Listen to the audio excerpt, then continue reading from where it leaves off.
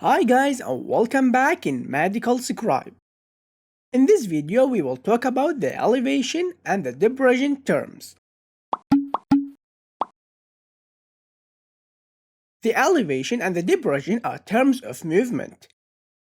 These two movements occur in the frontal plane, and they will be used with the structures that are able to move superiorly and inferiorly, or with the structures that can move up and down, like the shoulder, because the shoulder can move up and down.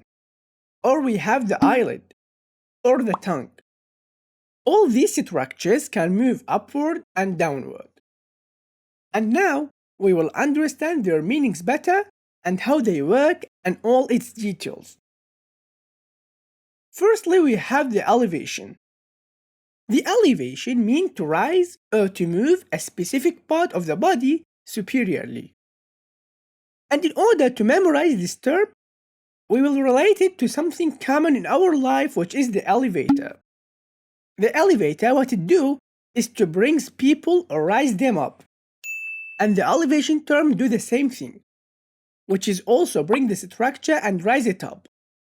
So both have the same form and both do the same function. Alright, when we need to talk about the examples of the elevation, the most noted one is shrugging the shoulder. So when we shrugging the shoulder, we will rise it up and so elevate the shoulder.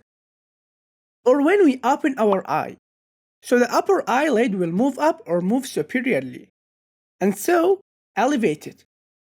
And lastly, when we rise our tongue up and make it touch our palate, which is the upper roof of the mouth, here we will make elevation to the tongue.